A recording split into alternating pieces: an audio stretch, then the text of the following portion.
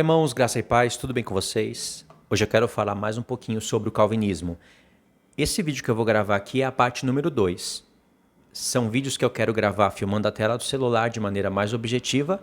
Eu vou desenhar algumas coisinhas, mostrar algumas coisinhas para vocês na tela do celular. Na maioria do tempo vocês podem estar somente ouvindo, mas tem algumas vezes que vocês precisam olhar para a tela do celular, como por exemplo agora.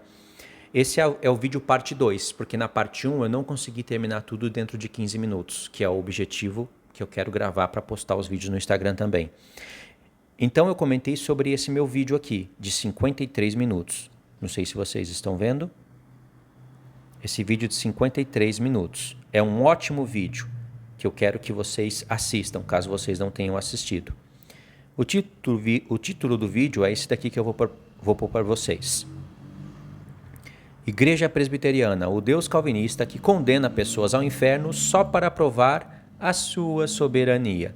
E eu já comentei sobre isso daqui para vocês no vídeo número 1. E também comentei todo esse meu comentário fixo, que é uma prévia que eu gosto de fazer nos vídeos, né? Eu estou tentando deixá-las mais curtas e objetivas, porque eu estava escrevendo demais. Aqui, ficou num tamanho ideal para a pessoa ler e já poder entender todo o conteúdo do vídeo aqui dentro do que eu escrevi. E comentei para vocês no vídeo número 1. E eu prometi que iria comentar sobre um comentário de uma pessoa que representa os calvinistas. Olha só, essa pessoa aqui. O nome dela é Cleia Passos, é uma mulher, e o que ela vai falar basicamente são falas que ela escuta de Augusto Nicodemos, desse daqui e de Hernandes Dias Lopes, ou seja, de toda a linha calvinista. A pessoa chega querendo impor a Bíblia em você, impor uma predestinação catastrófica, fatalista, distorce textos da Bíblia na sua frente e ainda acha que está fazendo isso conforme o amor e a justiça de Deus. Antes de ler o comentário dela, eu quero lembrar vocês, eu já expliquei a predestinação e a eleição de Deus antes da fundação do mundo no vídeo 1. Isto é, que Deus tem o poder de escolher pessoas antes da fundação do mundo, já saber quem vai ser salvo e quem não vai, e já expliquei todo esse esquema para vocês poderem perceber que Deus ele tem sim um plano todo traçado, mas esse plano de escolher pessoas antes da fundação do mundo deve ser conjugado com seu amor e com a sua justiça. E falei e expliquei sobre a soberania de Deus. Como é verdadeiramente um Deus soberano. Aqui eu não vou poder repetir as mesmas coisas, senão ia ficar até chato, né? Não se esqueça de se lembrar nesse momento dos meus comentários no vídeo 1, que eles são importantíssimos. Agora deixa eu ler o que ela chegou e falou em primeiro lugar. Tem alguns comentários aqui, vocês podem ver que tem 7 comentários. E eu quero mostrar para vocês o comentário dela e basicamente o que acontece em todos os vídeos onde calvinistas e não calvinistas se encontram. Eu sei que nem todos têm o poder de conseguir desfazer as ciladas calvinistas. Eles acham que eles estão usando a Bíblia com propriedade e estão falando o que supostamente Paulo diz que era, mas na verdade não é nada disso. Paulo nunca pregou um evangelho calvinista e seria um terror para ele se ele só imaginasse o que estão fazendo com as cartas dele hoje. Então vamos lá. Vou ler o comentário dela para vocês.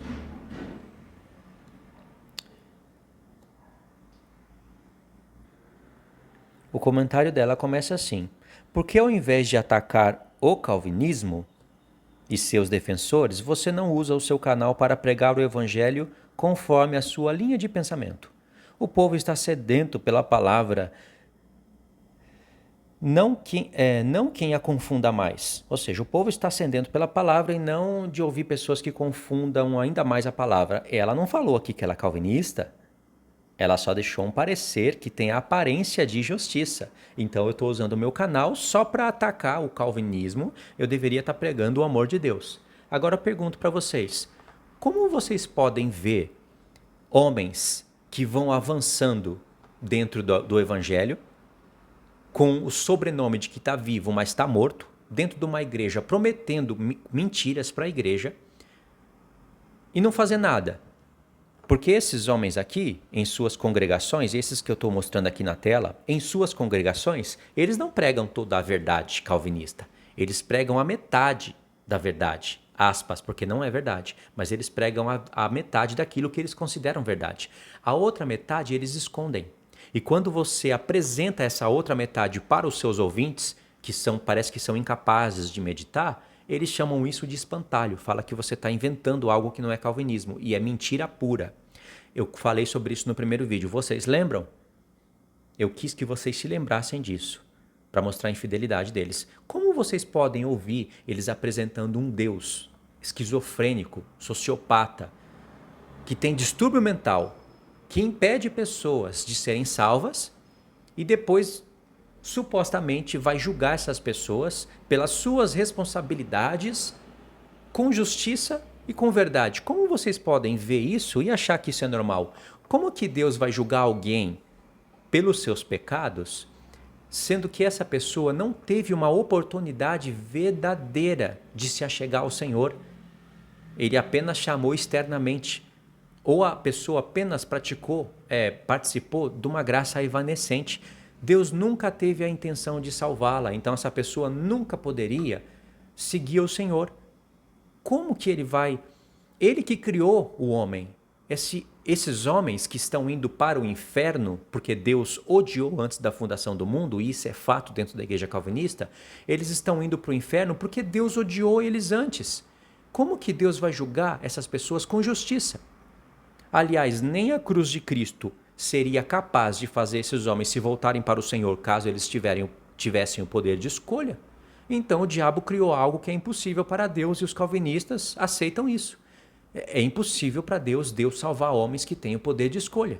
Porque se fosse possível, por que Deus não faria? Logo, Deus não é soberano, porque somente um soberano seria capaz de salvar homens com poder de escolha. Seria um desafio contra o reino das trevas.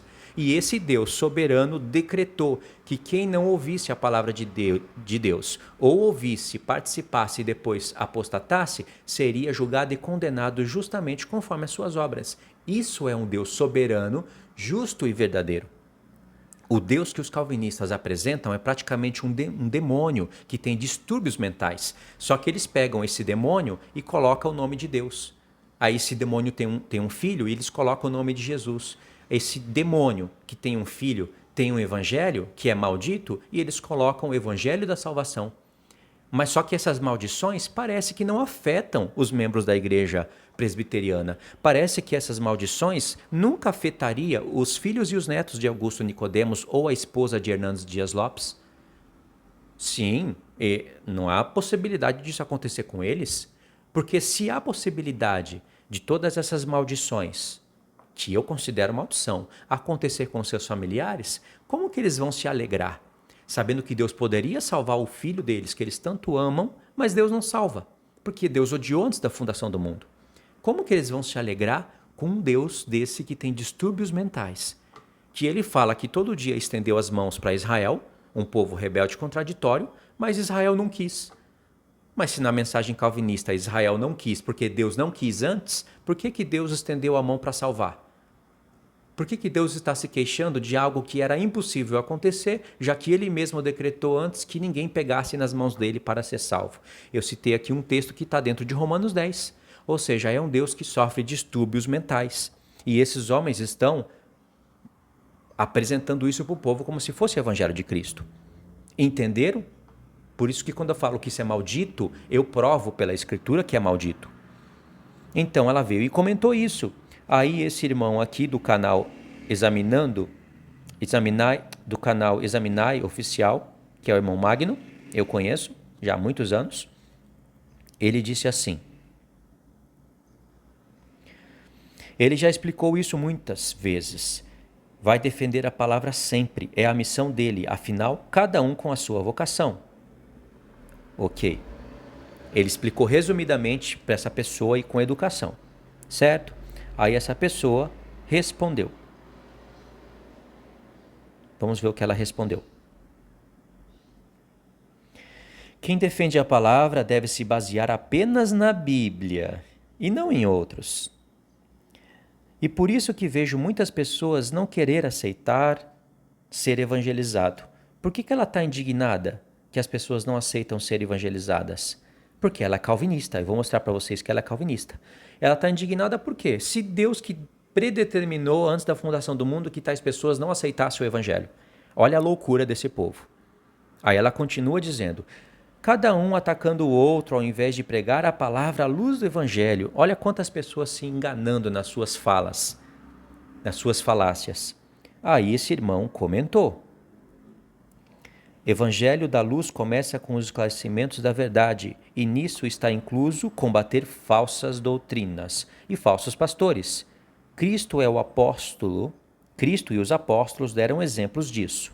Deixa eu limpar a tela, subir, continuando. Pregadores de Cristo está cheio por aí. Defender a palavra são poucos que se dispõem. Sabe por quê? E ela continuou aqui a falar com ele. Não vou discutir doutrina de homens, porque creio na palavra. E citou Romanos 9. Olha aqui, o veneno da serpente aparecendo. O veneno dessa serpente aparecendo. Só um momento. Aqui. E não vai discutir doutrina de homens, porque tem Romanos 9. Como está escrito, amei a Jacó. Esse é o povo eleito. Eu vou desenhar aqui na tela, tá? Esse é o povo eleito. Mas rejeitei a Esaú. A palavra que está aqui como rejeitei, no original é odiei. Então, o povo que Deus odiou representa os não eleitos, ok? Os não eleitos. Aí ela citou mais textos aqui e fui. É isso daqui que esses calvinistas insensatos fazem. E serão todos cobrados no tribunal de Cristo. Nenhum deles escapará de um julgamento. Aí o irmão comentou aqui, outro veio e comentou, outro veio e comentou, mas só aqui, irmãos, dá para vocês entenderem o que eu estou querendo falar para vocês. Vocês perceberam? A pessoa vem, não tem mais argumento, vai e joga Romanos 9. Porque Romanos 9, se você lê ele não meditando em Romanos 10, em Romanos 11, que são coisas que os calvinistas não fazem, e eu já provei isso, que eu já fiz vídeo falando isso para vocês. E se vocês não se lembrarem qual é o propósito de Paulo em escrever todas aquelas coisas, o porquê que Paulo está falando de Faraó, de Jacó, de Esaú, aí, ou seja, quer interpretar Romanos 9 na base da imaginação de Romanos 9 e ainda com os óculos calvinistas. É óbvio que você vai ver ali um demônio, né? Porque todas essas coisas que eles falam, se Paulo, quando fala sobre Romanos 9, tem a mensagem calvinista na mente, todas essas coisas que eles declaram ser justas poderiam recair sobre eles. Ou seja, essa mulher aqui deve ter um marido, filhos, não deve? Então, será que ela acharia justo isso? Deus condenar os filhos dela, ou seja, os filhos dela são como Esaú, Deus odiou antes da fundação do mundo.